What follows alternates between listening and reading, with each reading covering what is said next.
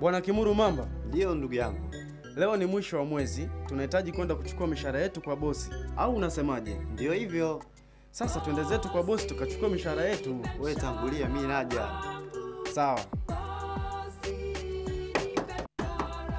Hodi bosi. Ingia.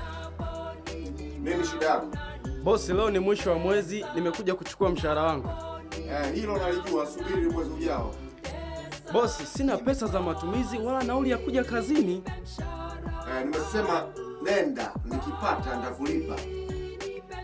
Bosi, kazi bila malipo ni heri niache ofisi na niende shambani kulima.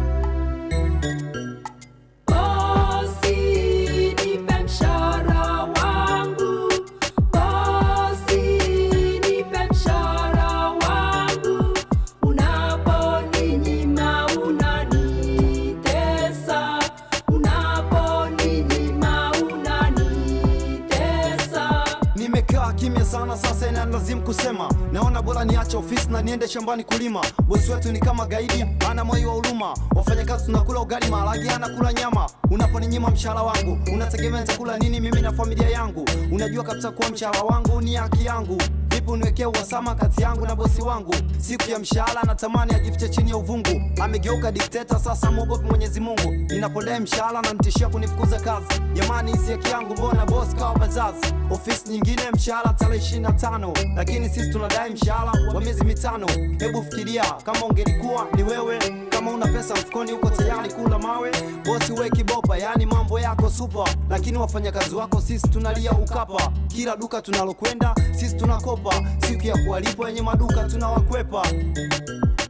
Bosi nipe mshahara wangu, bosi nipe mshahara wangu, unaponinyima unanitesa, unaponinyima unanitesa. Kampuni yetu napelekwa ile kishikaji, kazini bosi wetu jina jingine mnyanyasaji. Muda wa kazi yuko baa, yeye anapiga kilaji. Watu naja wako nyuma kumfilisi mtaji. Kila wakati yuko baa, bosi anakunywa pombe, lakini sio siri kazini bosi wetu mzembe. Sasa chonde, nipe haki yangu, la sivyo siku nitaleta mbinde. Bosi nitakupa makonde, tumeshachoka kula mlenda hata kula makande. Tumeshachoka kula malage hata kula kunde. Sasa utanipa haki yangu bosi, upende usipende. Ipo siku tutanzisha kama mgomo baridi. Tukwache kazini peke yako bosi tapobidi. Mikataba sieleweka ndio imejaa kazini kwetu, haina kichwa wala miguu ili tusidai haki zetu. Unaponinyima mshahara wangu unanitesa sana. Mahitaji yote muhimu ngumu kupatikana. Nyumbani tunakula usiku, hatuwezi kula mchana. Hata nauli ya kuja kazini hivi sasa sina.